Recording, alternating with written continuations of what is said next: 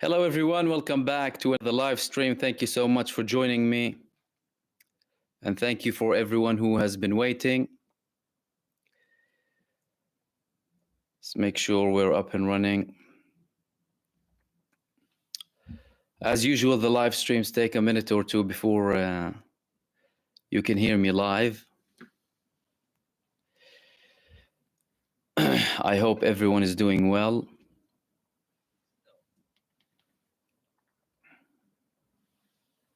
And here we are. It looks like we're fine now.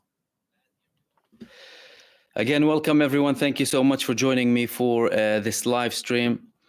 Thank you for all of our regular viewers, members, subscribers, and moderators, of course, and everyone joining us new.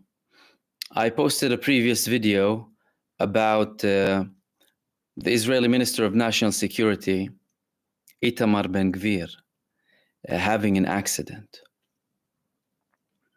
And we got your well wishes, very kind of you to wish him well. You're very, very generous. And I'm going to be publishing another video later on about a recent publication from a human rights organization about the level of devastation, really, and catastrophe, especially when it comes to the missing Palestinians. We had previous figures, now we have an official figure, and it's very, very alarming. So you can watch that after I finish with this live stream. In this live stream, and we'll do it as usual, really, if any of you have any questions that you can post from now, by the way, if you wouldn't mind just highlighting them, and I will address them after I speak with you about the subject, and I will obviously try and address all of them for you. However, what I wanted to talk to you about is the ceasefire. I spoke about the semi-ceasefire going on the ground, things that are happening that are supposed to be included in the ceasefire. However, Israel's doing them without any return. And it raised suspicions with many people asking, why are you giving the Palestinians all of a sudden things like that without nothing in return? What's happening? So my interpretation of what's happening was that there's an undeclared de-escalation. An undeclared de-escalation because Israel doesn't want to show its population primarily the reality and the level of great failure when it comes to Gaza. How hard they have been defeated by the Palestinian resistance. But we had no official confirmation. And obviously, when it comes to countries that are linked to Israel or regional countries or international countries, you want something official so that things can either go back to the status quo, something that doesn't look like is going to happen anytime soon, or have some sort of official de-escalation. One of the main countries involved in this is obviously Egypt. Egypt took a big part in the beginning of this genocide of banning Israel, completely banning Israel from completing the ethnic cleansing. Egypt was offered many things to completely open the borders and let all of the Palestinian population go into Sinai and get rid of the Palestinian people once and for all. They were aware of it. They acted, not necessarily for the sake of the Palestinian people, because they still didn't take action to stop the genocide, but for the sake of Egyptian national security and Egyptian sovereignty. Why? Because they know, and they already said that to the Israelis and to the governments who were pushing for it, by the way, countries were supporting Israel in committing an ethnic cleansing. You need to understand that very well, and they still do. They told them Israel will bring them to us. They will continue to conduct attacks against Israel from within Egyptian territories. Therefore, we will be the liable side, we will be the liable party, and we will make ourselves a target. And if we are the target, that's obviously an additional interpretation from here. Cairo can be attacked, and they can nuke Cairo easily, easier than Gaza. And the Egyptian president also offered Israel, they told them, if you're worried about refugees, then you have the Negev desert, open it up, get the Palestinian people, and if you want, let them back inside when you finish with your operation. When it comes to Rafah, one of the main things that's delaying Israel from operating in Rafah is again Egypt. Why? Because they threatened them, they warned them. Very severe warnings, including cutting the ties. And cutting the ties means they're one step away from a state of war with Israel, something that they don't necessarily want, that the US doesn't want, and that Israel does not want, although many Israeli officials and Israeli seniors in the government said very negative things about Israel, about Egypt, primarily the Israeli finance minister, Bezalel Smotrich, who said Egypt bears responsibility for the 7th of October attacks to that level. That's a minister in Benjamin Netanyahu's government. So Egypt is one of the main countries interested in de-escalating the situation when it comes to Rafah, because Rafah is split between Gaza and Egypt. Rafah, traditionally, you have people, same families, living on the Palestinian side and on the Egyptian side. Obviously, with the split, with the borders, you had an Egyptian Rafah and a Palestinian Rafah. So far, Egypt took every measure possible to counter any potential Israeli action. Preemptive moves, including having an unprecedented number of forces in Sinai, over 100,000, and that's a report from 4 months ago. They probably have more now. Heavy equipment, tanks, everything that they need for a full-scale war.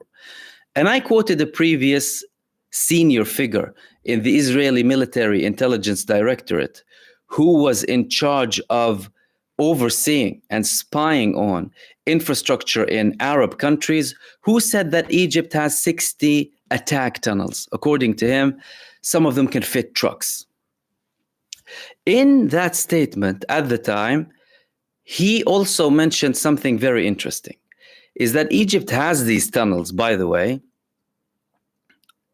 to counter, he called them attack tunnels, to counter a potential Israeli strike, hinting that Israel could strike Sinai at some point. And Egypt as a country, they know that Israel wants Sinai. Why? Because they occupied it once and they weren't forced out. They didn't leave Sinai like this. They were forced out of Sinai after a war. Following the war of attrition, we had the 6th of October 1973 war, where Israel was humiliated, which led to the peace treaty. And the peace treaty, obviously, it had many clauses. The same official that I quoted, and that was a few months back, he said that Egypt broke every line of the peace treaty they have with Israel. All of this is just to highlight how important Rafah is to Egypt and how many threats and warnings they gave to Israel against an attack in Rafah. There was lots of talks behind closed doors. Many things weren't published. We had some sort of leaks from them. But clearly Egypt took countermeasures regardless of their negotiations with Israel and their mediation when it comes to Hamas, because their mediation is one thing and what they view as their national security is another thing, but they are connected in one way or more when it comes to Israel obviously having this operation in Rafah, and they wanted to prevent them from having. However, now, especially seeing as you have all of this talk about Qatar leaving mediation, but it's not confirmed, obviously.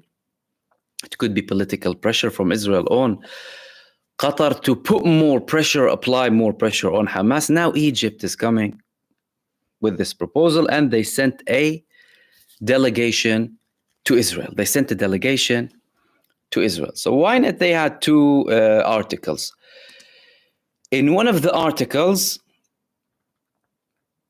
they spoke about the visit to Cairo before the Egyptian delegation visited Israel.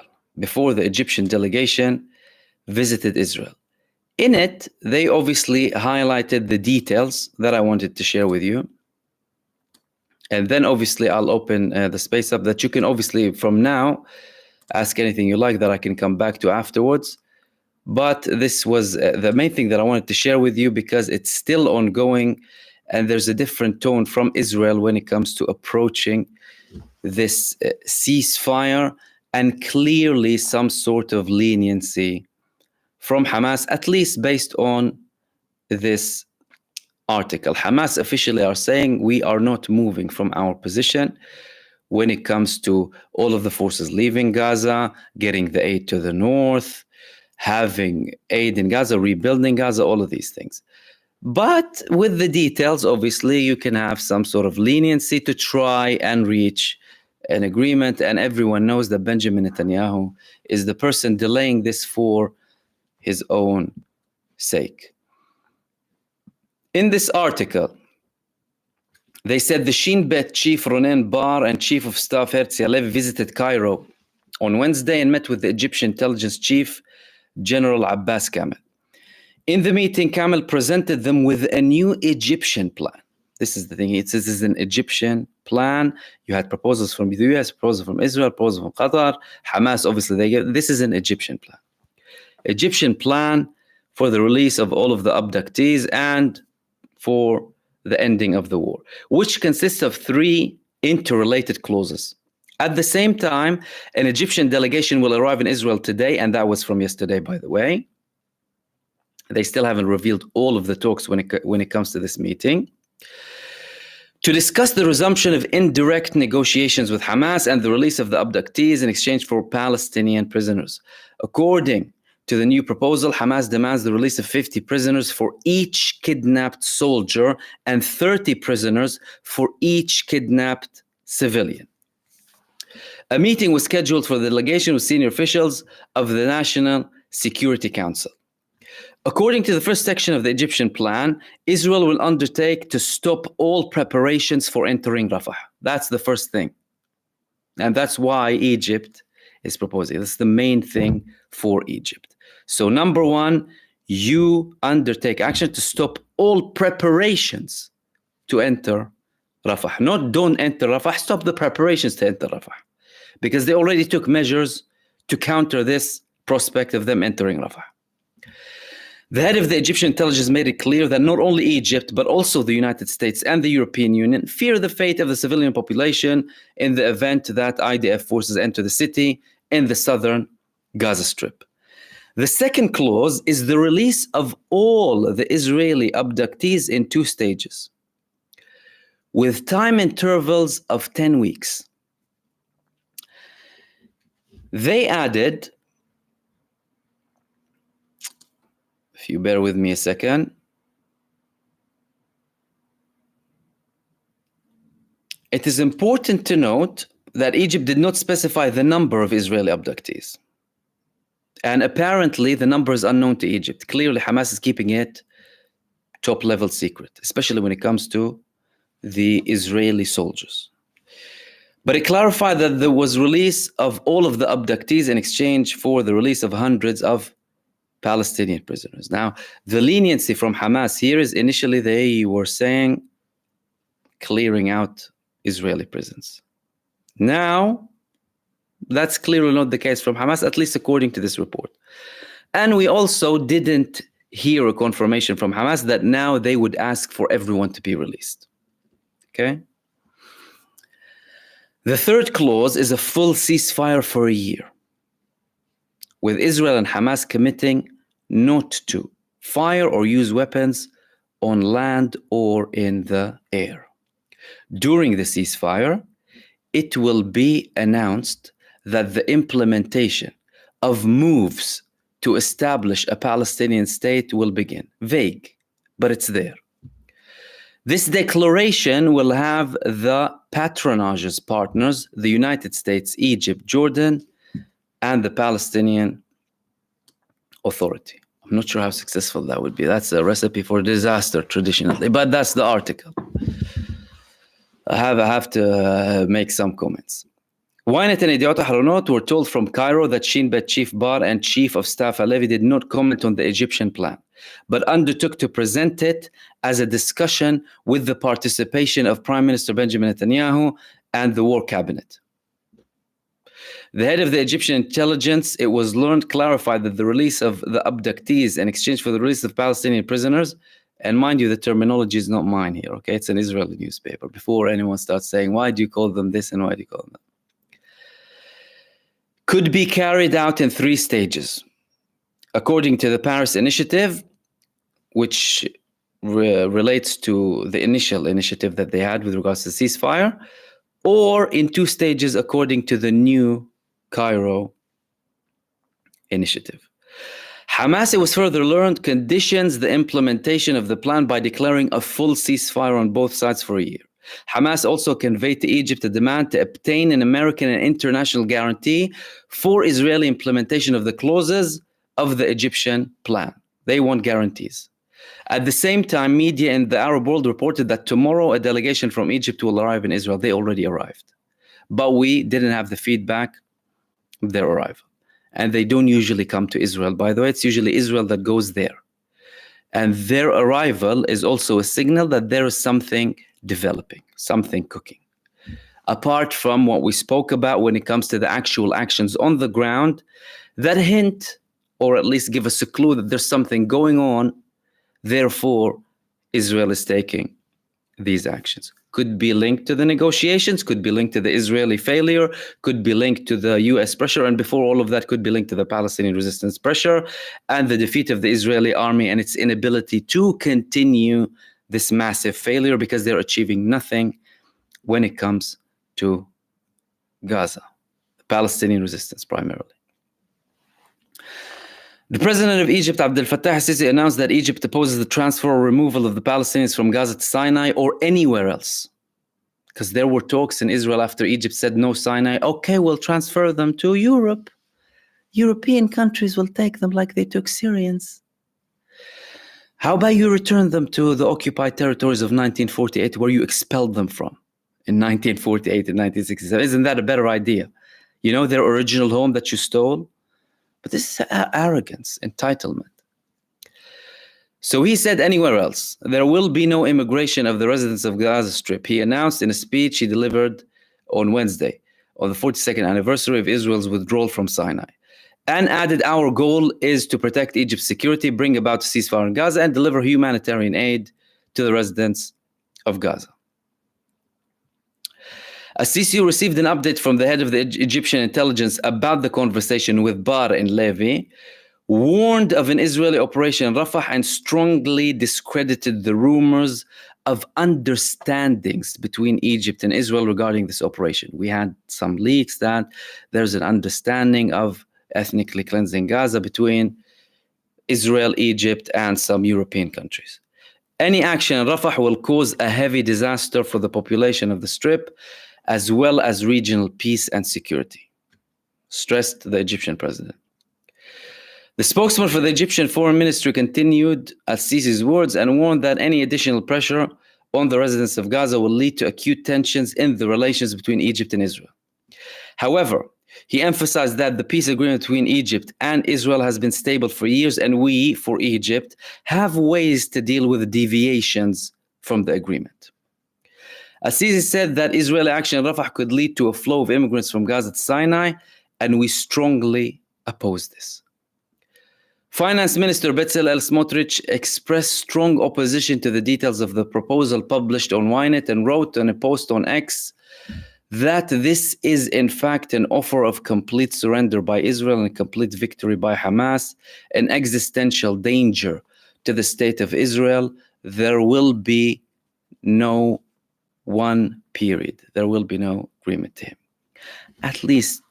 He at least says some things that are right. Yeah, it will be ending up with Israeli surrender. Well, what can you do? You attempted genocide for 6 months. Didn't work.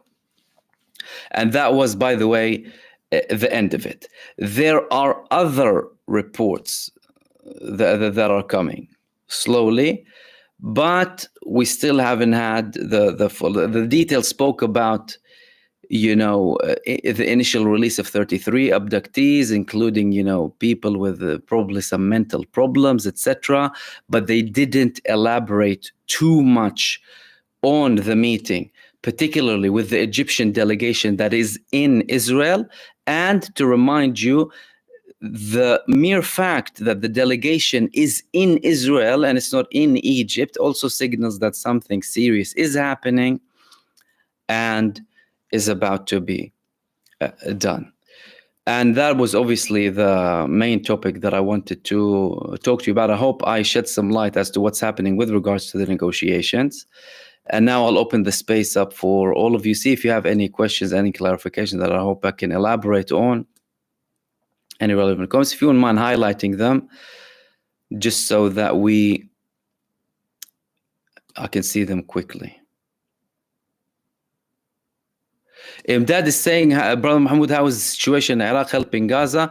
Look, they are helping Gaza, and the Yemeni front is helping Gaza, and the Lebanese front is helping Gaza. But each front has its own calculations when it comes to the level, the timing, when they attack.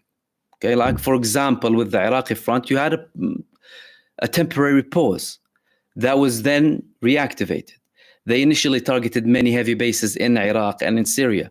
Then they started attacking very strategic locations in Israel. Similar with Yemen. Clearly, there is some sort of coordination, okay, that is not evident for everyone, but it's evident when you read between the lines and you see some coordination of attacks, slight de-escalation in Gaza, slight de-escalation in Yemen. Hezbollah still very active despite all of that. All of these things hint that there is a level of coordination between all of them, but they make their own judgment as to how and when and at what level to participate.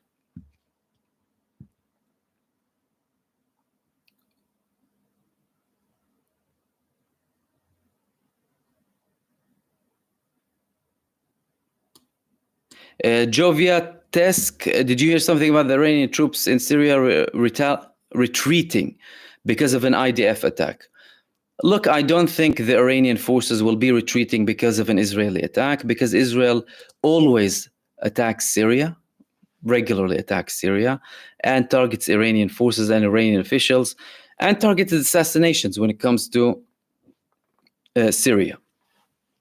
So I don't believe that any retraction could be very limited, very subject to the actual event that happened as and when, but not an all-out withdrawal. It's like saying Russia is going to leave Syria. Russia is not going to leave Syria. You have Americans in Syria, you have some Turkish forces in some locations, the Iranians, and so it's a big thing in Syria.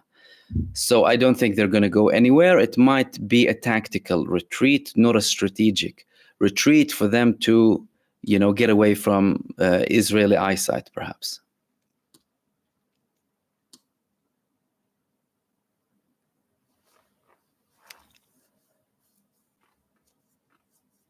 Ari Magu saying, hi brother, has Israel been playing the nuclear card and threatening every country around? Is that part of the Israel leverage on everyone? How long? Look, the only significant threat that they had during this war is a minister who was in a cabinet meeting, who is a member of the party of Ben Gvir, who just had an accident today, who said we must consider the option of nuking Gaza. All right? Doesn't indicate that they planned it or that they seriously thought about it. It was a guy saying it, okay? The statement itself was obviously alarming. And you had this lack of response from, Western countries and allies of Israel, as if nothing happened. Okay, he threatened to nuke. Okay, poor thing. It's all right. It's all right. Just don't repeat it again. But Iranian nuclear project for energy, no, we need to make sure sanctions, ba.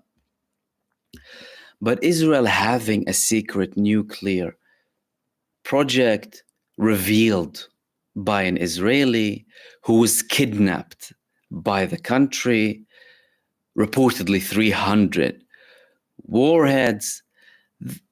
Why should anyone talk about that? That's their logic. Why should you even talk about that? They're entitled to, because they're an extension of us. We are the enlightened, entitled ones. We are above you. So we're not to be questioned. You're to be questioned. Talk about hypocrisy. 6,000-7,000 nuclear warheads that destroy the Earth and the Moon several times. That's the US, by the way. Talking about Iran and their nuclear project. But apart from that, Israel hasn't been playing very much with the nuclear card, by the way. They haven't.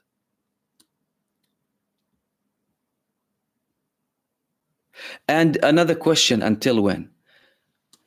Until they know that if they level Gaza the way they did, that someone will level part of Israel.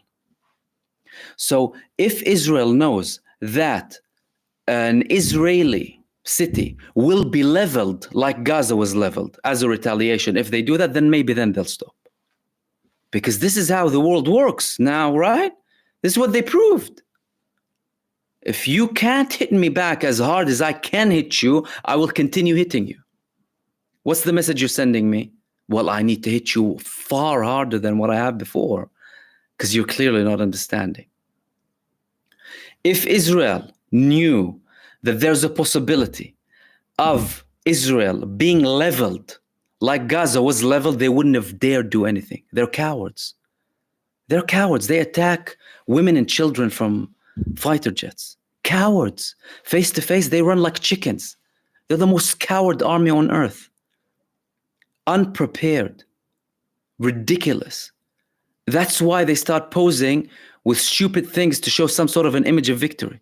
Women's underwear, stealing people, running over people's bodies, innocent civilians, as if it's some sort of an accomplishment. Why? Why do they do that? And upsets many people. Obviously, you see this devastation, people suffering. But why do they do that? Because they want to cover up their defeat. That's why. So, until we reach a level where Israel can be threatened to a level where they threaten the Palestinian people, we probably won't reach a solution. And even with that, despite all of this, by the way, they're still being taught a lesson, a massive lesson, by the Palestinian resistance, by the Lebanese resistance, by the Yemeni resistance, Iraqi resistance, Iran. They're still learning lessons. Why? Because throughout their history, they've proven time after time that they do not understand anything but the language of force. Simple.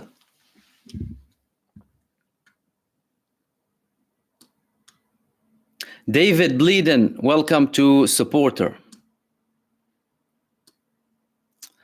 Thank you for your membership.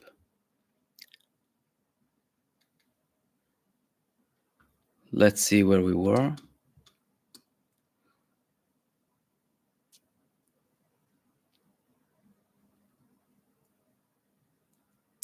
Talal is asking a very interesting question. If there is a ceasefire, would it open up the north for a war with Lebanon? Look, when they withdrew Division 36, they took it to Lebanon. Now, there were a couple of reasons for that withdrawal. Number one, they didn't get along well with Benjamin Netanyahu. 36 includes Golani, one of the oldest terrorist armed group in Israel that called themselves the Israeli Defense Army, that were formed after the Zionist militias, dismantled following the formation of the State of Israel. But they're the oldest one. They're the classic Israeli army. They didn't see eye to eye with Netanyahu. They didn't like him. They have a lot of people who represent the Israeli society in general, not just this messianic radical. Not that they're not radical, by the way, but extreme radical. Because there's extreme and far, far too extreme in Israel. That's what you have. They didn't see eye to eye, but what did they do? They sent them to Lebanon. Obviously, they failed in Gaza. They took a beating. They failed. They withdrew from Khan Yunis. And Khan Yunis is still functional. And now, what are they saying now? Now, today, there's a report. There are thousands of Hamas fighters in the north. Firstly, we knew that, right? But now, okay, thank you for confirming. It's like we already know that's obvious. Who are part of then who's hitting you if it's not Hamas and the resistance fighters? But now they're admitting. And that could probably be linked to the fact that we're closer and closer to a ceasefire. And they want to slowly drip it into the Israeli collective, the Israeli conscious, the Israeli everything, to make them feel like, listen, okay, 7th of October, it won't happen again, but we can't beat Hamas, unfortunately. They'll sell them the delusion of 7th of October can't happen because what else can they say? What on earth can they say if not that? And even with that, the Israelis are not buying it, especially the residents of the area surrounding Gaza, 140,000 people. They're not coming back. They're not coming back with these empty promises. So the Israeli government stuck. We said from day one, Israel on the 7th of October, it was in a lose-lose situation. Both, any way it chooses, it's hopeless, it's helpless, it's done. Go back and deal with it, it's done. Well, what's happened to your national security sense? Go on a genocide, you're done, because you can't defeat them. So that's what's happening. It's very likely that they will send some of them to Lebanon, not all of them, because they are very wary of the potential of a civil war in the army. They're very wary of that. If you didn't watch this video that I posted previously, I spoke about a fight that broke out in the West Bank between the Golani Brigade and Netzach Yehuda, the same brigade that they want to impose sanctions on. And it was videoed, it was recorded by Israeli soldiers. And it was only de-escalated after a commander got involved. So what does that tell you? That there's friction in the IDF. Obviously, the withdrawal of the brigade, Yoav Gallant, the Israeli defense minister, storming into Benjamin Netanyahu's office saying, next time I'm going to bring a Golani brigade to set order here. Why did he say Golani Brigade? Why didn't he say the Kfir Brigade, for example, or Division 98? Because they're a little bit more aligned with him than Benjamin Netanyahu. And the Kfir Division consisting of brigades like Netzach Yehuda and these radical, stupid fools. Not that the rest are wise or non-genocidal, by the way. Don't get me wrong here. We're just talking about the differences. So any forces that they send to Lebanon, they need to be aligned with Division 36. They need to be a good bolt-on with Division 36. And they need to play ball with Golani as well, which consists of a major force in Lebanon, but that's definitely an option. And again, what strengthens this notion is the fact that Israeli officials stated previously that we're treating Lebanon and Gaza as two separate fronts. And if we have a de-escalation from Gaza, that won't mean that we will stop the war with Lebanon. That could also be the reason why, when we had a slight de-escalation, and don't get me wrong here, nothing stopped, a slight de-escalation in Gaza. You had a slight de-escalation from Yemen, but not from Hezbollah, as if they are sending a message to Israel, okay, because you said that, then, okay, we're continuing. Despite the fact that Hezbollah previously said that if there is a ceasefire between Israel and Gaza, we will abide by it, we will respect it. However, if Israel is continuing and Israel doesn't want to play ball with them and wants to attack them regardless of a ceasefire with Gaza, then they're going to attack Israel, right? And that's from a planning perspective. There's another argument. Are they even capable? What are we talking about? You're talking about an army that was incapable of defeating supposedly the weakest link, the least equipped link between the resistance alliance, Hamas. flip-flops, trainers, right? Whatever it is, popping out of nowhere, obliterating the IOF. What are you going to do with Lebanon? Sinking in the sands of Gaza. Do you want to be buried in the mountains of Lebanon? This is what we constantly repeat. You're sinking in Gaza. Do you want to be buried in the mountains of Lebanon? You already experienced them.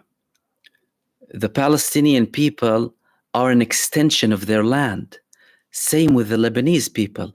They're an extension of their land. They're an extension of their mountains. They know everything. You don't know nothing.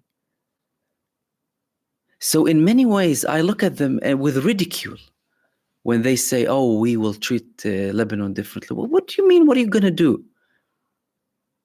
We know you're capable of committing a genocide. Okay, apart from the genocide and destruction of houses and hospitals and killing children and babies and infants and incubators. Okay. And raping women and mass executions for civilians. What else can you do? Man to man, what can you do?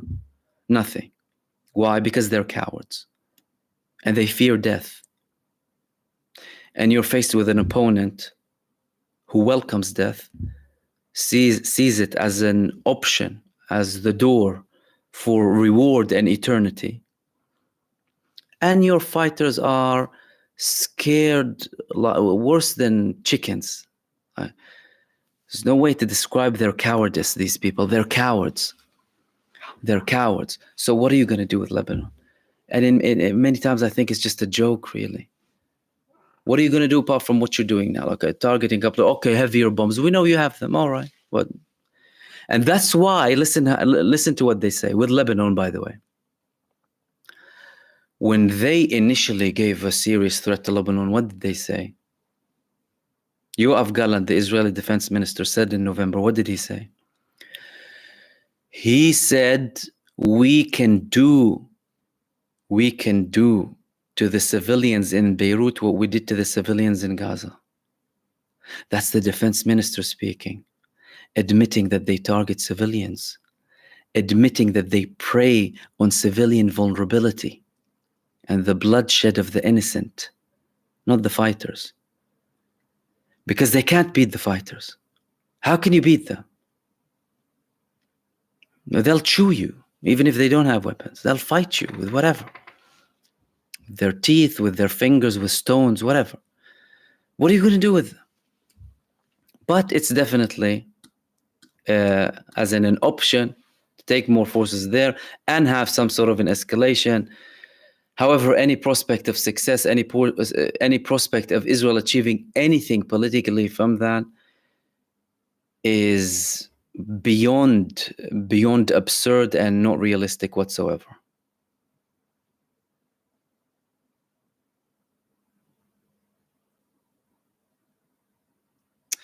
President Carmine, what's the last you heard from Abbas? I wonder if he and his scammers friends are okay. Well, they're not talking much, because look what's happening. A political solution is cooking in the background. A political solution, a diplomatic solution, next to the war. That worries Mahmoud Abbas and the Palestinian Authority. Why? Because it's sending the message that you can achieve things in politics after war, which is a path that they constantly rejected. It will remove every single core of what they're establishing themselves on. It will destroy them from the core, because you've been telling me for 31 years that you only discuss and only diplomacy and only this and only that. And we saw what you achieved. What did you achieve? Israeli settlements went up from 100,000 to 900,000, almost 1 million. Your lands, at least 30-40% more stolen. People living in more misery. More Israeli settlements means more misery and apartheid for the Palestinians in the West Bank, because you have more roads designated for Israelis, more resources designated for Israelis, more abuse from these settlers against the indigenous people, more prevention of liberty, freedom of movement, more checkpoints. That's what it means. But they've been hiding it from the people, calling on the international community, as if the international community cares about you. They've been paying you lip service, right? But that's what these people are up to. They're mad. They're mad that Hamas could potentially push the political solution and not them. And instead of siding side by side with them, tell them, okay, hold on a second, we'll change the way. Or do you know what? We'll work together. I'll do more diplomacy. I don't know. You do resistance or whatever. They won't. Amin Danya, thank you so much.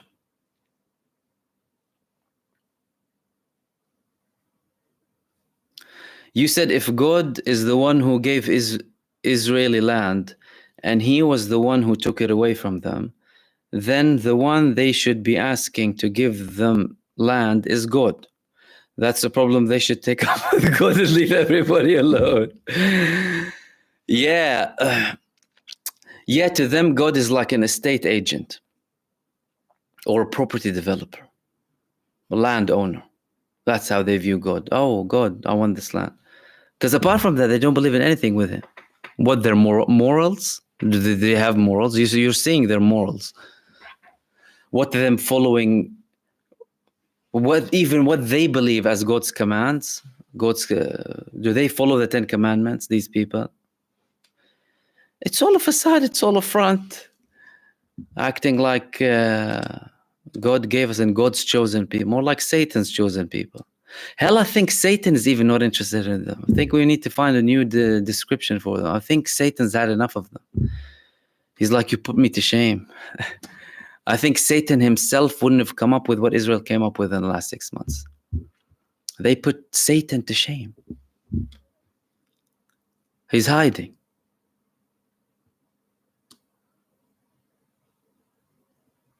Talal is also asking, what do you make of Blinken's visit to Israel soon? It's related to the visit of the Egyptian delegation to Israel. It's directly linked to it. Because Blinken was involved, he was excluded from some of these mediations, some of these negotiations, and you had Burns coming instead of him, the head of the CIA. But now he's clearly back in the picture. He's back and forth. And he is interested in establishing what happened between Israel and Egypt when it comes to the negotiations, and he wants to follow up with the Egyptian delegation proposal because this is a significant step. The fact that the Egyptians are in Israel, like I said, usually it doesn't happen. Usually Israel goes to Egypt or goes to a European capital or what have you, or to Qatar, and they speak with them. But the fact that they're coming to Israel, it signals that there's something moving forward, and we might see some results, some sort of results, maybe not the ceasefire that everyone imagined, maybe a slight de-escalation. It's all about the wording when it comes to these agreements, because Israel wants it to be open for interpretations. They don't want to be tied to certain words that will force them to go ahead with an agreement. And Hamas, they've had previous agreements with Israel where Israel broke the agreements, went against them, targeted assassinations, etc. And they don't want to repeat the same mistakes. Not that they always, by the way, didn't receive guarantees. In many cases, they actually did receive certain guarantees. Israel went and broke them. Why? Because Israel can come up with any old excuse to tell you, I want to kill someone. Do you know what I mean? They'll come up with any excuse. But they kill people for fun. You saw what they're doing, shooting a woman and her 4-year-old son in Gaza, in the West Bank, sniping children under 10, not doing anything, just walking. What is that? What is that? And where's this world that we're talking about? Not that it is the world, by the way. The world is clearly seeing what's happening. And the vast majority of the world support justice. But the people who describe themselves as the world, when they don't make a fraction of the world, but their typical traditional arrogance and entitlement and delusions of empires and them controlling everything, they speak in that manner, as if we control everything.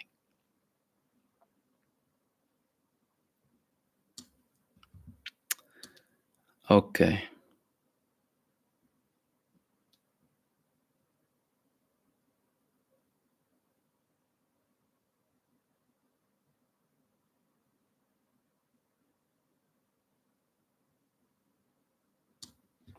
Blank Stares, thank you so much for your super thanks.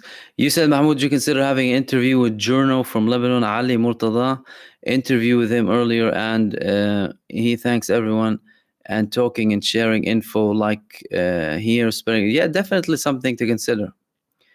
I can look into that. Thanks for mentioning it.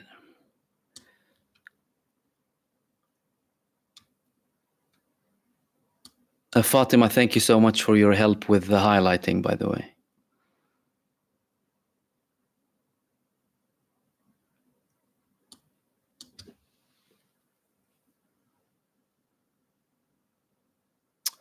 Kate is asking, will the negotiations include releasing Palestinian hostages kidnapped by Israel? Does it also include West Bank pre-1967 borders?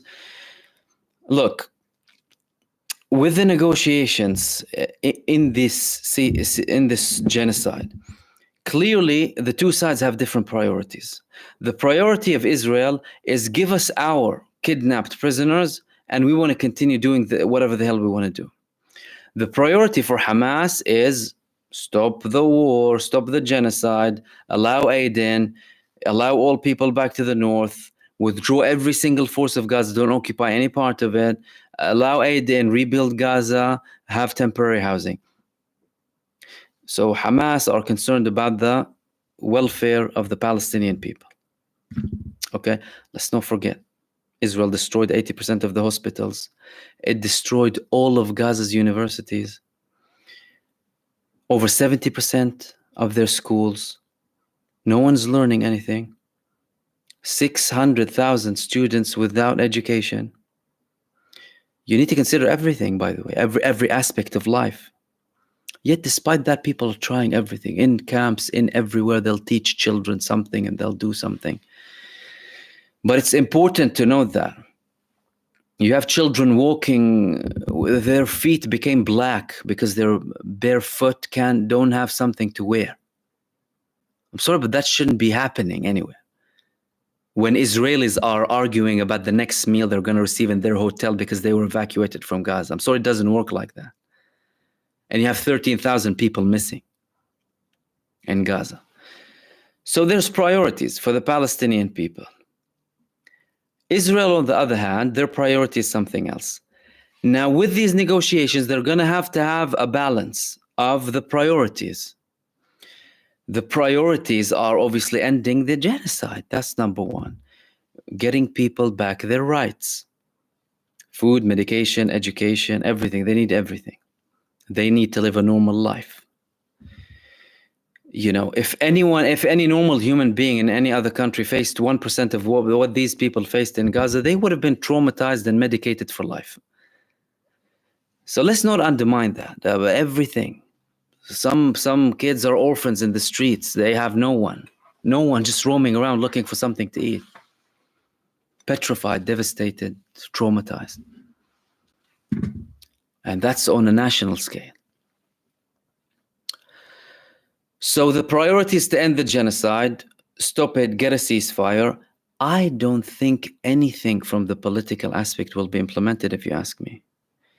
If you to all this talk about, having a state or what, you don't have any partner. Israel used to always say we don't have a partner when it comes to the Palestinians to negotiate with them, despite the fact that they had the Palestinian Authority negotiating with them for 30 years. Yet they humiliate them and they continue to negotiate.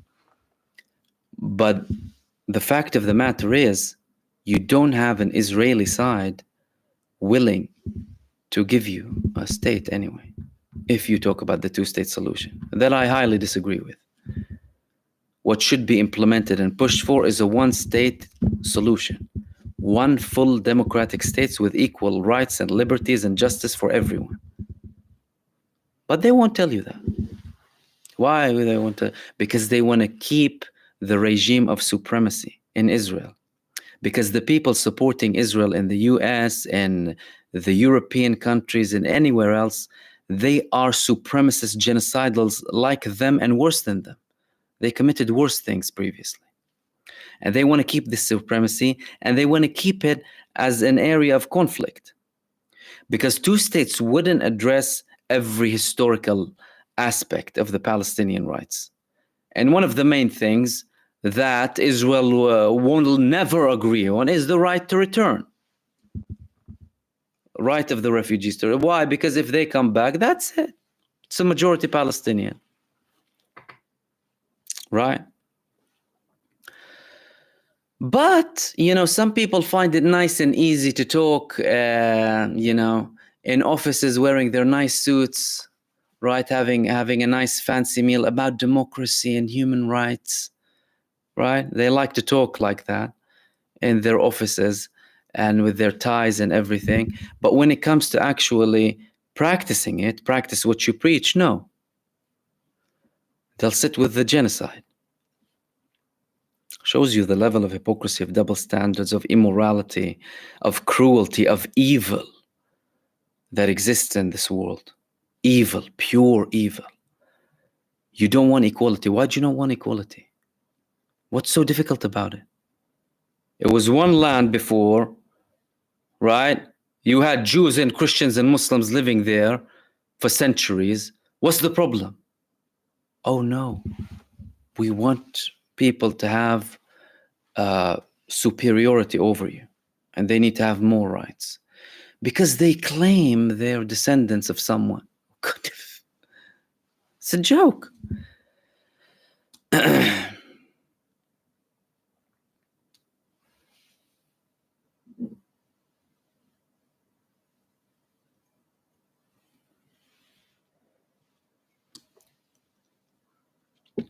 Abed is saying, even if a ceasefire happens, do you have any opinions on what will happen given the U.S. support and U.S. boots on ground in Gaza? I don't like how quiet the U.S. has been inside. Look, U.S. already confirmed we're not going to have boots on ground, at least officially. With regards to this port, again, it's shifting slowly but surely. Why? Because you're opening the borders more. There's more aid going in. And any plan that they had for this port, it wasn't coordinated with the Palestinian people of Gaza. You see what's happening? They're imposing everything on the people of Gaza. Talking about the day after Gaza. They speak as if they're entitled to talk, even as if they're entitled to open their ugly mouths and speak and tell you the day after Gaza, and this should be there and this shouldn't be there. Who are you even? Who the hell are you? What do you think entitles you to speak on behalf of the Palestinian people of Gaza? Shut up. Look at your own country. You're not doing any damn thing for your own people. Talk about the people 2,000-3,000 miles away. Politicians here, politicians in other countries supporting this genocide state, saying, oh no, we shouldn't have, they can't pose a threat on Israel. Excuse me. Israel committed a genocide. You blind hypocrite. They're committing a genocide against innocent civilians. And you're coming to talk to me about Gaza? Rightfully, courageously, heroically resisting a genocide and an occupation and an oppression that's been there for 75 years? What kind of an argument is this? But I don't think the US will have boots. Because look at the people, the army veterans protesting. Aaron Bushnell, he set himself alight, the man. I wish he didn't. But he did, to show solidarity. Others as well. There's a shift. And if they think they can get away with things, they're delusional. Because they can't get away with it in other countries, let alone Israel. People petrified of death, people don't want to fight for their own country, people fleeing the country. So I'm going to go and trust this person more than his own people. Wow. And commit crimes against humanity as evident by everyone, apart from the genocidal supremacists and people who are really, really, as in a lost case. I mean, if you're talking about you don't really support Israel, for example, and that's a very tiny minority, by the way. It's an evil, tiny minority that supports Israel. Very tiny. They might have loud mouths, mainstream media, acting like there's a number, but very teeny, mini, extremist, evil minority supporting Israel. But if you don't know, then unfortunately, I'm not sure if I can help, right? And many people in the US see that, including people who are active in the army and who are army veterans. What are you going to send us to go and die for Bibi and his new swimming pool that he was fixing his swimming pool during the genocide? If your son's not fighting for your country, do you want me to go and fight for you? If your son's bathing in Miami with his girlfriend and having fun with security, do you want me to go and fight for you? You must be a complete idiot to even consider that. And trust you me, many of them aren't. Many of them are aware of what's happening.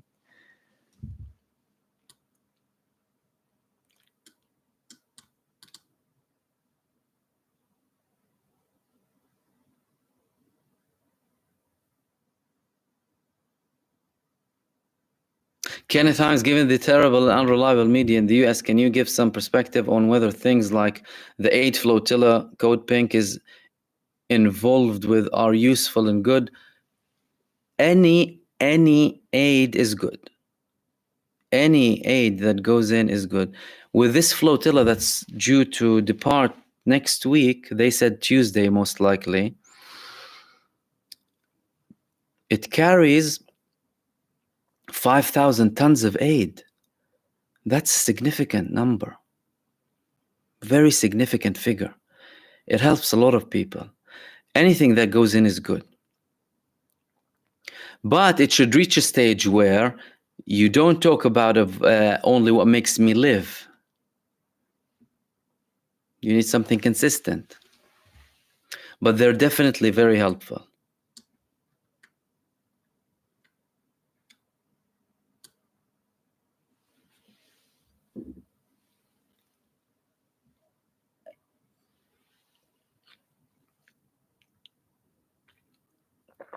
Ari Magoo, thank you so much for your super.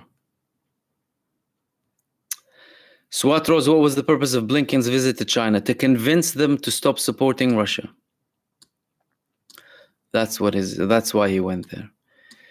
They obviously already approved this 75 billion for Ukraine. Support the Palestinian resistance then. Why aren't you supporting? If you're so caring for nations that are facing war and being invaded by other countries, then switch sides.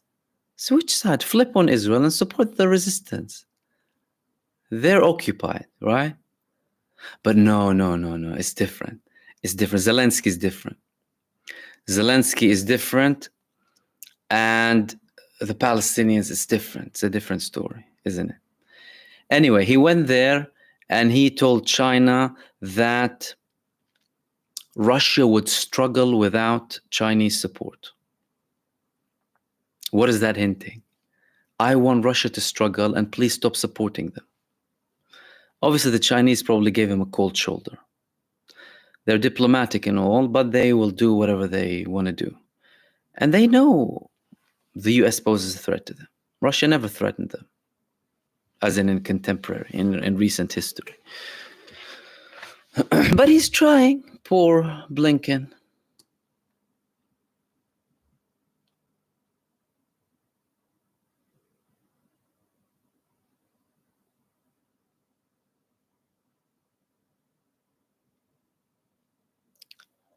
Tashikuma, I read somewhere illegal squatter built 40K tents for the supposed evacuation of Rafah somewhere. Is it true? There, I've seen an image, a satellite image, of an area in Gaza where there is a big number of tents. This was supposedly released as a preparation for the evacuation, as if they're concerned. Let's not forget that the main reason behind Rafah was to massacre them, commit another big genocide, and expel them. Since when were they concerned about the Palestinian people? That's a massive lie. They started to say that after they started facing pressure, and a big part of it came from Egypt. Oh, no, we'll take them. But not to the north, to this area. An area that has nothing, that they destroyed, you can't farm in, nothing. Basically living under, IOF mercy or wishes. If I want to give you aid, I'll give you. If I don't want to give you, I won't give you aid. But yeah, I've seen it. I'm not sure if they published it again as a sign of pressure of, look, we're even preparing further now and we're about to take action. Because it's looking further and further away. They've been talking for 4.5 months now and they haven't done anything.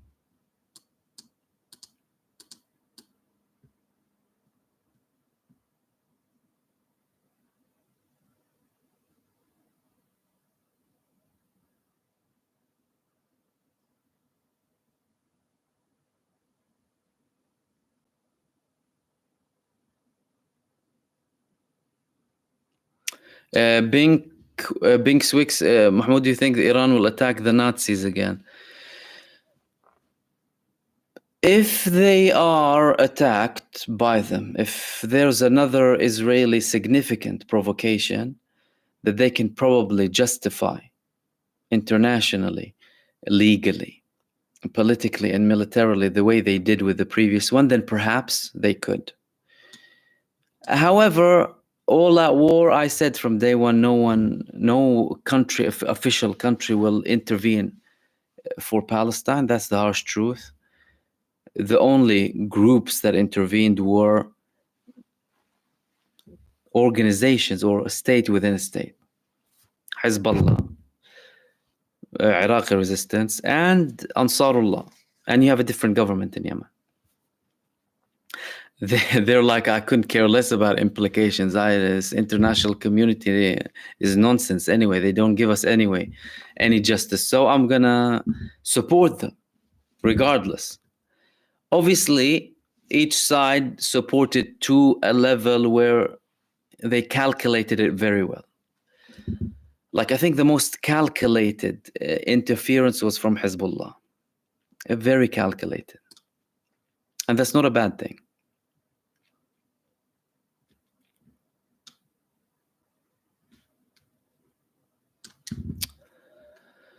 Okay, looks like that's it. Lovely. Well, thank you so much, everyone, for joining me again. Love your contributions and your input. Very valuable. And I'll most likely publish another video soon, by the way. Apart from that, I'll hopefully be with you tomorrow. Similar time, maybe. Might be a little bit different, but I'll post a link anyway. And please bear in mind, there's a couple of reminders before you go. Comments, it looks like it's getting sorted, okay? Because we had a problem with comments disappearing and not being turned off automatically. I'm not doing anything, and a ghost is shutting the comment section. I go and put them on, and then they'll go off. That's number one. So please understand that this was completely out of my hands. This is something that was done. I don't know how it was done.